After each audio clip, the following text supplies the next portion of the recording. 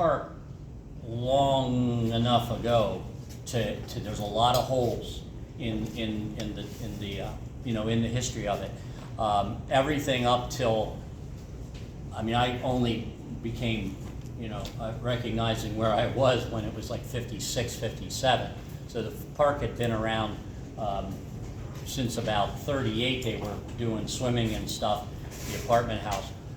And I just have some old pictures, but they're not what I'm going to talk about, but they're just things I'd like to share. My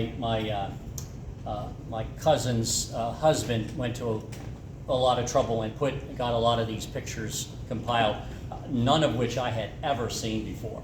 So some of them we know what they are, some of them we can kind of figure it out, and then there's a few that are just totally mysterious. But anyway, I thought I'd show those pictures to kind of give a background to what I'm going to talk about, things that happened after these pictures, because we don't have virtually anything from the 60s that I can find, and even to the right up to the closing, I found maybe one color picture. When did color come out? You know, so it was pretty late. Anyway, this was a picture from the Fry's Bridge, which was the wonderful steel structure that crossed the creek there. That's another thing I'd like to know a little more about, how that happened in the first place. Well, I know how it ended, but I don't know how it started. You know, so, and that was the park in its middle life, and that's only half of what I'm going to show you on my very out of scale dry erase board. So, but anyway, according to Nancy's wonderful slideshow here, the next picture I believe is this is Don, and that was actually Roy Donovan Farr, and Roy didn't like the name Roy, so he had it legally removed, from what I understand, to just be Don or Donovan Farr. So that name became Don Farr, and that was his picture in pretty far back. We were looking at wood spoke, looks like wood spoke wheels on the tires there, and I know by the 30s that was pretty much no longer around. So anyway, older truck, which I'm sure someone will recognize it. Anybody? Model A, T, F? Oh, anyway, so next one. And then that's the current property sort of today on a map. You can see the Vine Street extension. That's the new extension coming out with the creek running basically north to south. Yeah, pretty close. And there's the bridge from downstream. And you can kind of see some of the park in the background under there, and up into this very corner where the bridge entered the high area. Then that road split right there, which is on my drawing to some degree. And then, but anyway, I'm glad we have that picture, because that's no longer in existence. Next.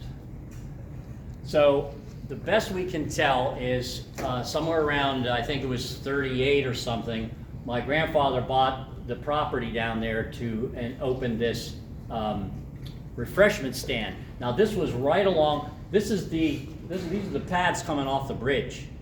And the bridge when I was a kid was metal grate. I'm assuming that it looks like wood plank, and that may have been the original, unless there were two bridges, which I don't know yet, but you know, we're gonna figure all that out. But anyway, they had the Swatara Park, and the creek would be underneath where we're standing now. And then they had used this building, which is another mystery history to look into, of a roller skating rink and a dance hall, which I'm looking for the name, and maybe you had that, and eventually we'll find it, I hope. But you can kind of see through the windows there that that's open inside there. What Grandpa used it for at this point was, I think, more for the, and Grandpa would be Don. That's who I'm used to talking about. That he, served refreshments, sold refreshments to people. And he would have gotten traffic not only from the park, but maybe even some from the Hummelstown, Middletown commute you know, which would have been very interesting. Would have loved to have some of those cars now. But anyway, flip to the next picture, but I think, oh yeah, there it is. I don't know, are those the boys? Anybody? I mean, I'm looking at my in-laws and my cousins and stuff. It could be, I'm pretty sure that's Grandpa back there. It could be his wife Orpha. It could be Nani. It's really too faint to tell. That just has a look like him with that white shirt, but maybe everybody wore white shirts. I don't know. But, and then the two boys, I wasn't too sure. But anyway, can you flip it? Okay, that one, I'm just going to go by that one for now. So, but when the park as the park advanced, or as he expanded, the first thing one of the first things they bought the miniature train, which you can see the track here in the front, and the train became kind of the border of the park, and it ran from 20 feet in. So here, if you can see this, this is the creek down here. This is the Swati. This would be this is the railroad line.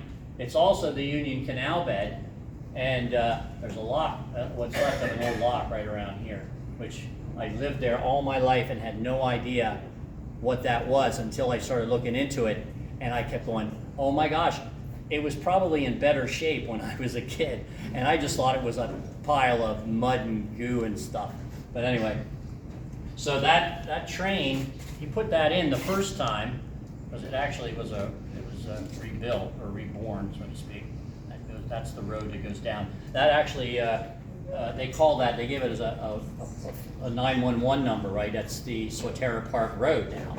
Okay, but Swatara Park Road didn't have a name that we knew of, and but if we go back far enough, that road along the creek ran all the way out past Fulling Mill to somewhere way up north in Lower Swatara. It's on like the 1875 map of the township. But so anyway, I digress. I was coming down here. Where was I going? Oh, I was up to the refreshment stand. So what happened was, now we go back 2 pictures to the open refreshment stand. Okay, so that was where they would serve the beverages and so on. But then, as we go forward, they put the refreshment stand down at the park, and then that was built into a whole building, which we called it the Penny Arcade, because it had a refreshment stand in the front, which would have been around here. I gotta watch my, terrible with scale on these big drawings, but much better. Now it was more like this. And then the Penny Arcade came out and got wider in the back, as I remember. Didn't it have, the doors were kind of an angle or something? Yeah. So they were they stuck out a little further. And then this went back to almost to the miniature train tracks, or very close. Oh yeah, I actually had it too far back. I'll tell you why, because there's another building behind that, which I mentioned. Anyway, so we'll call that the Penny Arcade. So the Penny Arcade started out as a refreshment stand up in this forward section, serving the beach, which was down the road a little bit. So we try to go boat, couple trees, and swimming hole. So the swimming hole was right around here, say. And when I came along, they'd been using it for a while. When so we go forward a little bit, we can see, go past there. Now that's out of order, but you can see where they're looking out into the creek from the beach area. They built that wonderfully safety approved, and all the people with life jackets, and it was a easier time, easier for a lot of things. But so I'm sure there's somebody in there that's here tonight that was swimming there maybe. Get the next picture. There's some more of the beach that's up on the beach further. There's that stand. I don't know who the lady is on the jumping there. I don't know. Anyway, we all wanted to know who she was. Well, we never did. But you can see that. So see how that looks like there's sand in there. So I'm pretty sure I'm right in this. When I was 4 or 5, that sand was delivered in these big piles. And everybody went down, my mom, me, Uncle Coy, who was the oldest of the Don's Farr sons, and probably Uncle Ray, and I don't remember who all was there, to spread that sand out. And as a 4 or 5 year old kid, I'm thinking, hey, this sand pile is very cool. And I went up on the sand pile and managed to roll off into the water. And all I remember, and once again, you know how that is, what I remember is looking up at a green sky. No panic, I don't remember ever getting excited about being underwater, but I was looking through the water, and then next thing I know, I'm on the beach with my mom, wrapped up, and apparently Uncle Coy pulled me out pretty fast. Anyway, that was my beach adventure. So that was either maybe just right around this time, or maybe a little later when they were refurbing the area. It's hard for me to determine the dates on these pictures. Try the next picture. And that's from further back when they put the fence around. And the fence is very vague to me. So I'm not sure how that may have been gone when I was a kid, but I just don't quite remember the fence. But you needed a fence. So anyway, these pictures seem to be even less developed in the sense that the park hadn't come out towards us at all, hardly. Just a little bit over there. There was a pavilion along that edge where the train would have been, coming down that way and then swinging around. The Penny Arcade in that area would have been down in there, if that's what it is, and I think it is down there. And then of course the amazing Fry's Bridge. And then this was was all grass and was used as picnic areas for different groups. Try the next picture. This one was part of the pavilions, I believe, along the beach. And I kind of remember those V's in my head. Those were kind of impressive. So if my understanding of that's correct, the beach would have been over here. That seemed to be about right. And people could come up and sit there, get their refreshments, come over and hang out, and not necessarily take stuff down to the sand, which made a lot of sense actually. Not sure. There's one of the kids, one of the boys. It's you and Kurt. What's that? It's you and Kurt. Was that me and Kurt? That's you and Kurt. Oh, that's funny. Yeah, it's 1938. 19, that would have had to have been 56, 57. It says 60 up there. It would have to be 60-ish, right? It says 60. Okay. No, I didn't see the date on it, but, okay. That's me. Hey, there I am. There, and my brother, I'm the oldest of the 5 of them. Yeah. So, I don't really remember the wagon, but we had a lot of wagons over the years, let's face it. So there I am, son of a gun. Well, anyway. With a Coke? With a what? With a Coke? I know, and I really wish I had one of those green Coke bottles, because that's part of my talk later on, but I didn't. I bet my cousin does. Do you have any Coke bottles, Thomas? I don't think so. No, he doesn't think so. I have a question. I'm sorry. That's okay. No. Could we get an introduction from the rest of the family? Sure. Eventually? Yeah. It doesn't have to be now, but it would be nice to know who Absolutely. is here from And I want the to thank them for coming too. It's like, Okay. then you're gonna want me to get everybody's name with their faces, but that's my brother Nick is here, and he's in the middle of our group, and his wife Kim is here, and then we've got my cousin Sue, and we've got their friend Alice. Why don't you raise your And we got hands or something? We got my cousin Tom, and my cousin Sandy, and my aunt, Aunt Shirley, and she was married to the middle of the 3 brothers. So there was And Kathy. and Aunt Kathy was married to one of the brothers. Who else was here? And Linda, who is Tom's wife. So there's some non-Farrs, and then there's some, more direct Farrs. Not so far, almost far enough, that kind of thing. And there's, Thank you. no, thank you.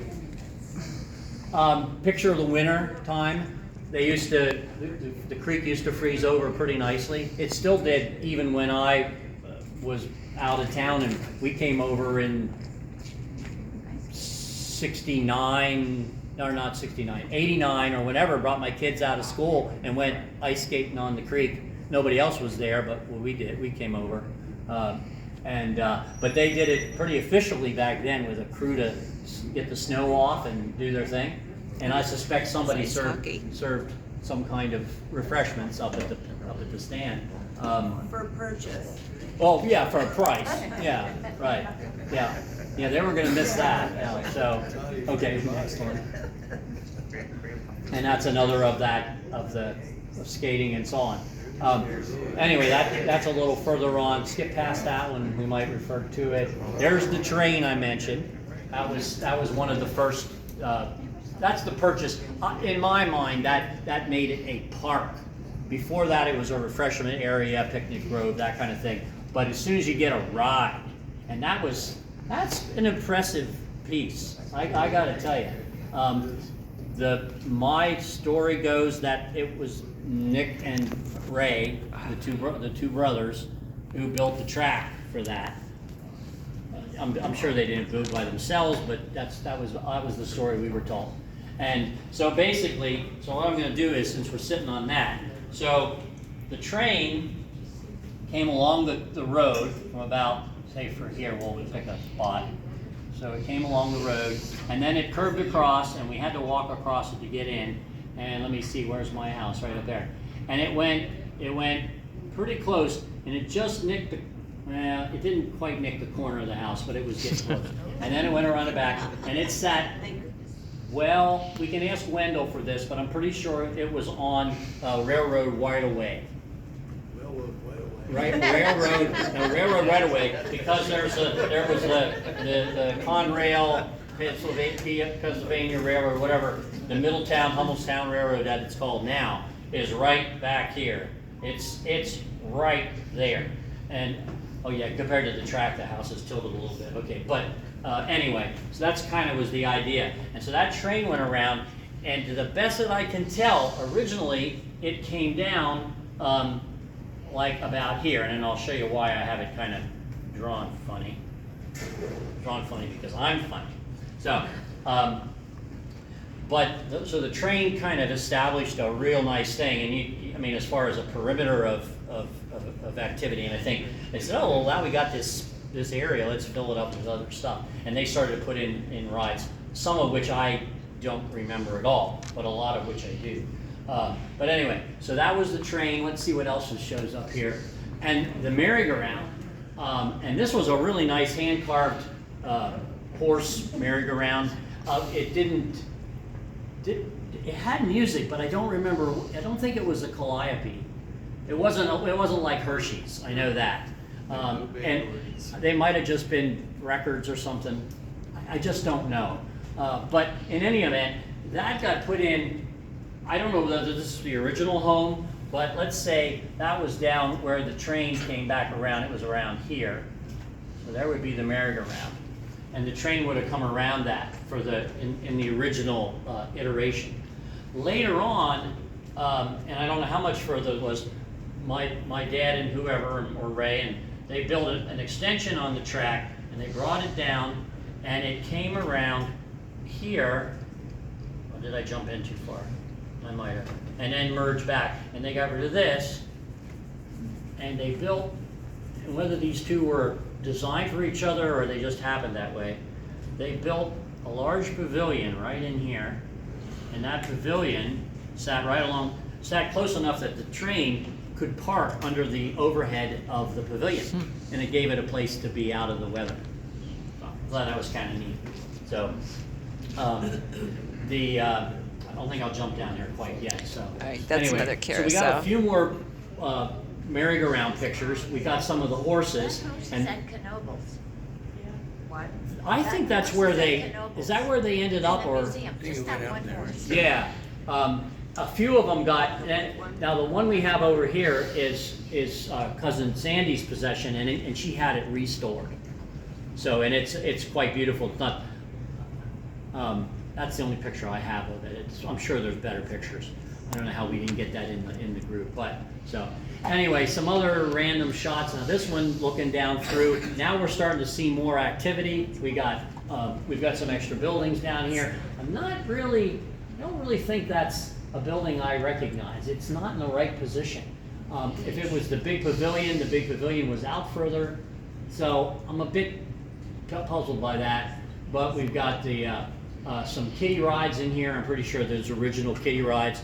There was like little boats or little cars. There's a picture of that in the Lower Swatara archives.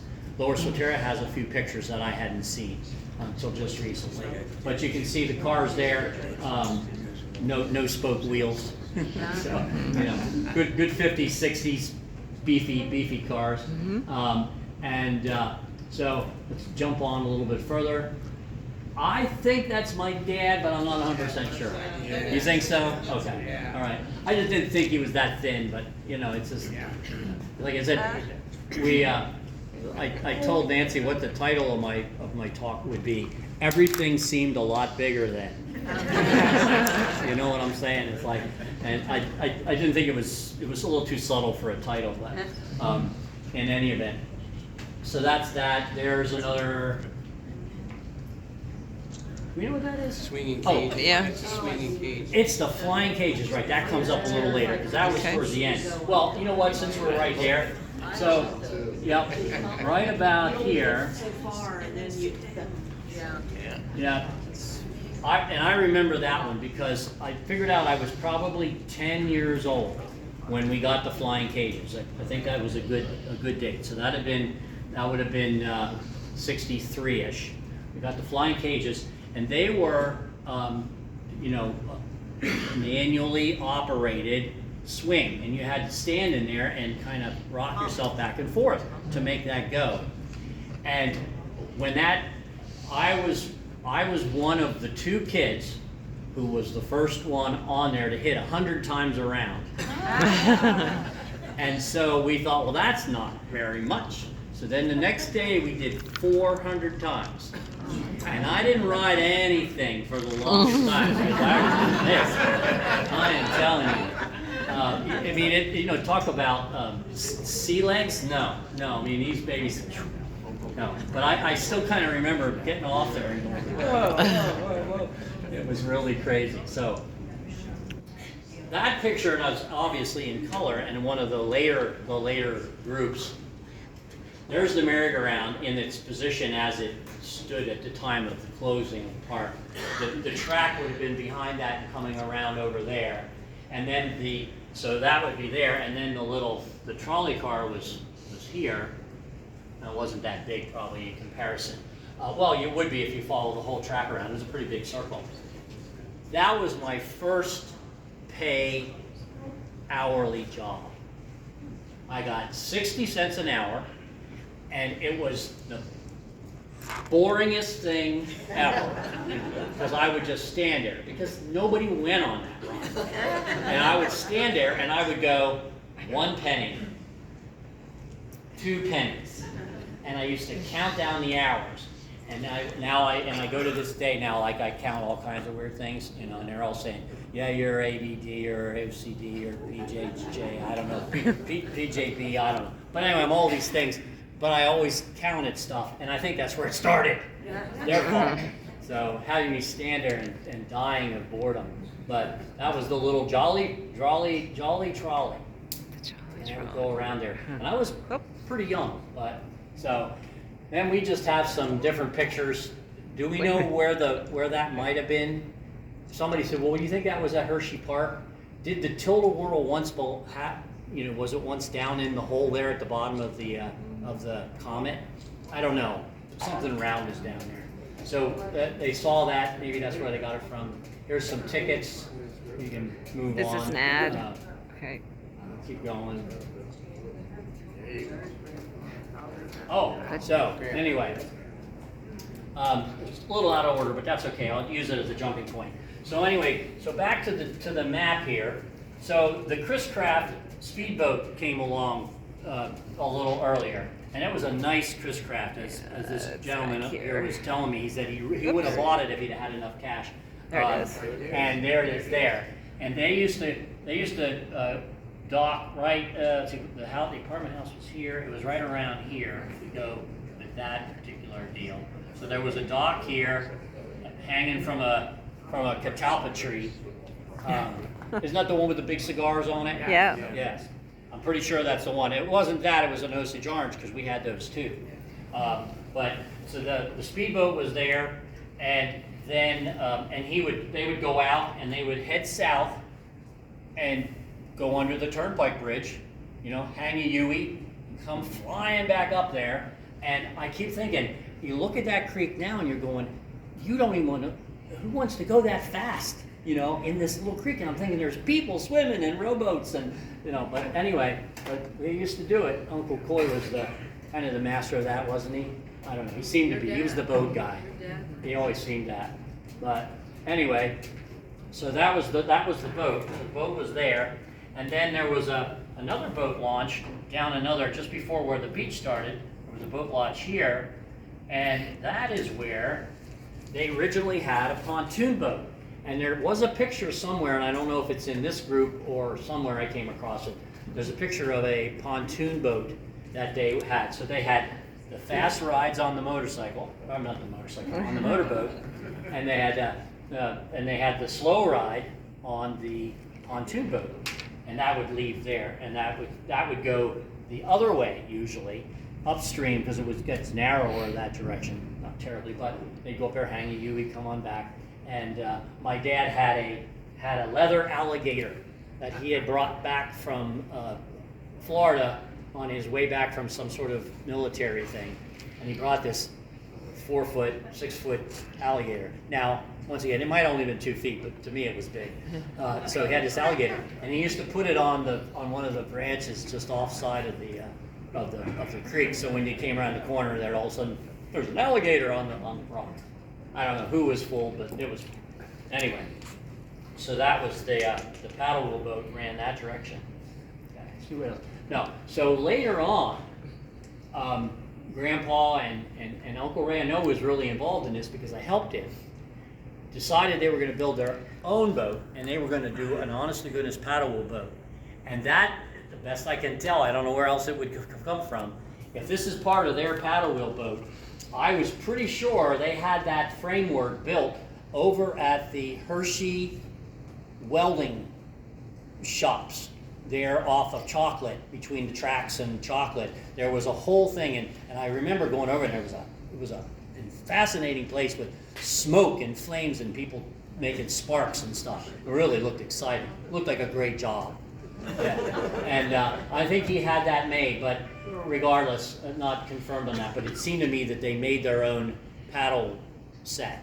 And having built some moving part mechanical things over the years, you can realize how tricky all that is to get to go and to not break and do the right amount of work and yeah. Maybe they had plans, I don't know, but they weren't the type. But back at the ranch there, they built that boat laying upside down because this was kind of parking in that earlier year. Now it's yards, but they had that boat fabricating, and they did that built that boat upside down, and that's what I remember. I remember that boat laying there, the bottom edge up, and they bent the plywood to make the prow or the bow, or maybe that's both the same thing. I don't know. The bow's in the back, prow's in the front. Whatever. And they did it out of, I remember it was marine grade plywood, best I could tell. Very square, just had that curve. And then later on, they put it on. I think we have a picture coming that shows the paddle wheel boat, I think. No, I don't think we have. No, it's all this.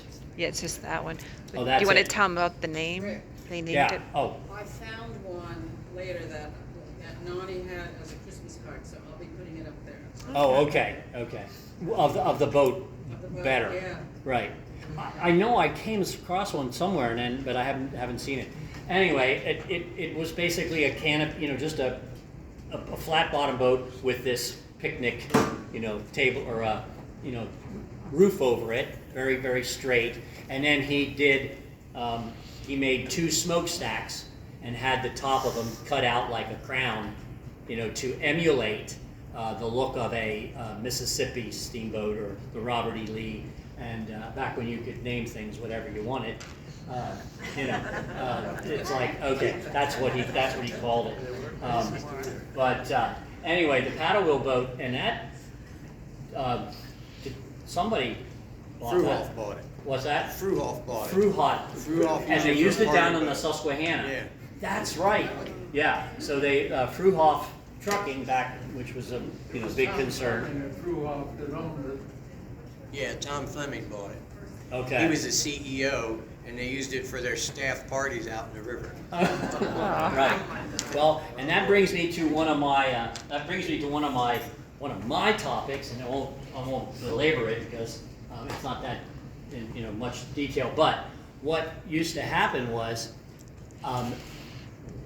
Uncle Ray would take the Robert E. Lee out into the middle of the Swatty, and he had this big anchor that he got from one of the places he'd gone, because he always was doing nautical, antiques and stuff. Anyway, he'd throw this big anchor overboard, because that Swatty had such a powerful current. And I think this thing could have held the Titanic in place. But anyway, he'd throw this anchor over the edge, because bigger is always better. And we would go out there then after the park would close, and use the boat as a ramp or a dock out in the creek, and then we'd swim out there in the dark with no life vests but anyway, we would do this stuff. I go back, I'm thinking I would have never let my kids do that kind of stuff, but it was a lot of stuff we did. Well, anyway, and so we would jump off the roof of the boat, into the water. And so that's the thing about the boat that nobody would normally know, and that's one of the things that Nancy said. Yeah, we want the stuff that you don't usually hear. But anyway, so that was the paddle wheel boat, and my experience with that. Oh, and then one of the things, since I'm there, and I always tell this story, is when they were building it. So my Uncle Ray, which is their dad over here, got me, and we rode up 11 or 15 or 15 or 11 up the Susquehanna, where I mean, up to Millersburg. Okay, yeah. And there was a Susquehanna coal barge with the big sweeper on the back. They used to dredge the bottom of the river for coal pieces. And I knew that. And there was this, and here it was along the bank, half submerged, and this engine was sticking out the back. And we went up there and pulled that engine out of that crazy barge. The best that I know, that's my memory of it, we brought that engine back and used that engine on here. They painted it bright yellow, well, that orange yellow, because then it looked official. So, but I don't know. He had to have heard about it from somebody. But maybe they just wanted it salvaged. I don't know. Yeah, Probably. they have a boat in Millersburg now, like the ferry. Oh, the ferry boat. Yeah. Oh, yeah. And it was, but this one was definitely not taking anybody anywhere fast. It was like this, and it was all in mud, and it was a very interesting thing. It's something I remember doing with my uncle. And it had to do with the ferry boat. So, anyway, so some more odds and ends. Tickets. This was nickel days, and this becomes a little significant towards the end here. But you can see everything was a nickel. Oops. And there's some more memorabilia. There's kind of they put together a chronology of when the rides were appeared. Now, this may have came from the Park Archives guy. I'm not sure. Yeah, it did. Yeah, and I'm not sure how he got those dates. My feeling is he extrapolated it from Lebanon Daily News advertisements, but that would have been a lot of work. But maybe that's what this guy does anyway. He's the Park Archives, it's called, and it's online, and it has stories of all the old amusement parks, but he's kind of incomplete too, so we're trying to work together to make things more concise and complete. More memorabilia, tickets, good for, in there, okay. So, one of the things that none of the articles, no offense, Nancy, That's all right. none of the articles talked about was the building that went in behind. So here was that train platform thing about here, and then there was what we called the little pavilion. I think there was a little pavilion here. That's the one that we saw with the triangles and the beach. And behind that, I'm out of scale now. That's too far over. It wasn't behind these guys, but it was close. There was a building that my dad, or one of them, they built in here, and they would hold bingo. Now, I started doing the blue law study, but I didn't get it so long and so on and so forth. But all I know is you weren't supposed to play bingo prior to 83 or something, when they finally came out with a law for small games of chance where you could actually buy a license. But apparently prior to that, they weren't supposed to play games of chance. And so, well, my dad did this and set this up, and he had prizes and he had all this. And I know we kind of worked with him sometimes and all that. And the story was, it wasn't a game of chance because, I love this, every time you bought a card, you got a ticket for a free ride. So you weren't wasting any money. That makes sense. But then I keep wondering why the state police raided us at least 2 times. The state police came down because somebody somewhere didn't like the fact that he had the bingo and didn't buy the tickets for the ticket story. But the bright side of all that is my dad had a friend in the state police who would call him before they would come. Now that may have been related to Uncle Coy, because Uncle Coy worked for the state by then, I'm pretty sure. But somehow there was never any prosecution or what do they do when they take all your stuff away? Yeah. Anyway, yeah. Oh, you mean taxes? Yeah, that's right. They take all your stuff away. But that's what they did. That's the dark side of Swatara Park, the tawdry side of Swatara Park, and they would play that. No, it's not gambling. You're getting a ride for every game of bingo you play, and they would give you the park ride, which was Swatara Park like that, and the 5-cent ride or the ticket rides, because that's what they used to charge admission and so on. So that kind of, see if there's anything else here that brings up anything. Here's more tickets and so on.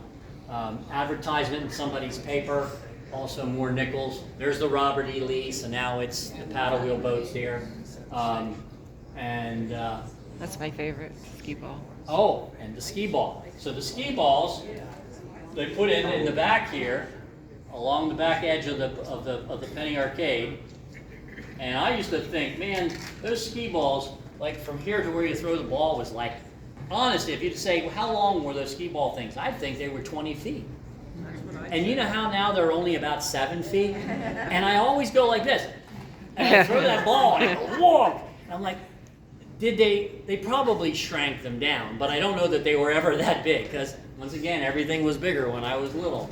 So, but we had the skee balls in here. We had the pinball machines up here. Remember that Crazy 8, I think it was called. It was right here, man. That was a fun game to play. But basically, we were discouraged to play. We weren't supposed to play the pinball machines. It was a waste of money. I love that. Yeah.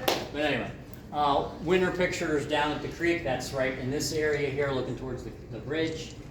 And there's Donna, and we're back to where we were. So those are kind of what history we have. Thanks again to Richard Sowers for putting that together. And We know we've got more stuff we'll have, you know, in the future, but in there. So anyway, Let's look at. so the name of my presentation tonight. What time is it? Just no. 6:45. You're fine. And 8 o'clock's okay, right? You can do whatever you want. I know. No, I'm going to keep moving. So, anyway, I called my talk, since I wasn't allowed to talk it, everything was much bigger back then. I called it Tickets and Money. And honestly, oh my gosh, I just got emotional about it. Oh, it's been 70 years. Give me a second here. Oh, that's it. Tickets and Money. The kids, there were a lot of grandkids. I had 4 brothers, 5 brothers, a sister, there were cousins, and then there'd be your friends. And on the mornings when we would go over to the park, we would all find Grandpa, Dawn. We would find Grandpa and we'd go, tickets and money, tickets and money, tickets and money. And he would give us some nickels and a strip of tickets. And they'd give everybody some nickels and some tickets. And that's what we did so we could ride the rides and do whatever. And we did tickets and money. And I thought, oh my gosh, that was his way of saying hi to us. And, you know, because everybody was busy and seemed that way to me anyway. There were a lot of nickels, you know, so there were a lot of nickels in that show. So, and that usually took place at the refreshment stand, and then we would spend the rest of the day, you know, wandering around the park and doing other things. But then there was the other side, and this was the other. This one I call barrels, bottles, and butts. And that's a house guest knockoff of here. But anyway, nobody ever saw that movie. So, but anyway, we had this wonderful thing that when school was over, almost the first thing that would happen was Monday morning, 7 o'clock. Uncle Ray would be at the door saying, "Okay, it's time to clean the park." And so, you know, we lived here, I was in here, and then we would come out and we would start and work our way down the whole way to the other end, picking up the bottles, the trash. It was the Coke bottles. They had the Coke vending machines, you know, around. The hot dog wrappers, the stuff for the hot dogs. I think there were French fries too. I think it was a French fry stand now, as I remember, it was right in here somewhere. And we would put them in. There would be barrels of stuff and so on and so forth. And then we would have the trash and the bottles. And everywhere there was a picnic bench, okay, there'd be the cigarette butts on the floor. I'm not gonna pick them up. You know, I mean, besides the fact that there's 100 of them, you know, you don't want to, you know, anyway. But Uncle Ray, he wanted them clean. And he used to rake under all those things every Monday morning and rake up those piles. I couldn't work the rake. I work it now, but I couldn't then. But in any event, so we used to have to clean up the trash, the bottles, and we did that every Monday. And of course, on the holidays, things got really nasty because there was a lot of people. And you'd have Saturday and Sunday and a Monday. And well, maybe they didn't do Monday holidays back then. No, they didn't. Never mind. So Mondays didn't exist back then. So, so we used to clean up and put everything in a barrel, and they used to take 50-gallon drums, you know, and turn them into trash barrels, as I remember. But so that was the deal with Monday mornings. Not my favorite. Then when I got to be a little older and began to become entrepreneurial, I thought, you know what, I don't know why they don't pay me to pick up the bottles, and they could pay me like so much a bottle or so much a cap or so much a that's all. Well, we ended up with just a couple of the kids, 14, 13 years old. We would go out in the morning and we'd start putting all the empty bottles in the empty wooden cases. There were these great wooden Coke cases. And then we would stack them behind the behind the building here, across the wall. And then, at the end of the day, Gramps would give us a dime a case. And that was fine until we got a wheelbarrow. And we started to really collect bottles. I mean, we collected bottles all the way down to the neighbors back around in here. We collected bottles, and till one Sunday, I remember, I had gotten 60 cases of soda. Now those are 24s in a case, I think, 24 in a case. We collected 60 cases. And he said, how much do I get? And I said, it's all about $6. And you'd have thought I hit him. I mean, he was like, that can't be. And I said, no, really, Gramps, look, now back. And here are all these cases, man, 5 high, 12 across, you know? And it's like, and I think he paid me. I don't know. I never had any hard feelings, so I'm assuming I got paid. So, but that was my bottle story. The bingo I already kind of mentioned there. I was trying to date the bingo a little more, and my dad ran that bingo until my mom put his clothing on the back porch and said, "Don't come back until you get your life straightened out." Well, that's what they say now. They didn't say that back then, but you know what I mean. She meant that. So, and he closed the bingo down. There was a spiritual adventure involved in that too. But in any event, we used to. He put heat in it so we could run it in the wintertime. Did anybody here ever play the bingo there? Oh, okay. I thought maybe I'd get somebody who remembered the bingo. But Were those in any prizes? event- what's that? Were those prizes for bingo? Well, you know what? Then that would satisfy that other thing that I said. Bingo was outside at one time, but I couldn't place it. So you know what? That's facing, see the tracks back there? Yes, I thought those That's were the facing tracks. backwards. That's facing backwards. Then it is where I thought it was right around here somewhere Yeah. before the Ferris wheel came in. Mhm. And I think the Ferris wheel sat. I almost followed up on that, but I couldn't quite get the direction of that picture. That's what those are. Those are the prizes. And the new building was 3 times that long with Where my prizes. bank came from. What's that? That's where my bank came Well, from. she is Really? bingo game. Oh my gosh! Look at that. Yeah.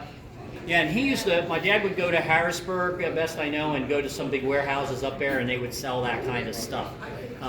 But we did go there, my brother and I, as a trip with my dad, and we got to go pick out our first Schwinn Stingray bikes.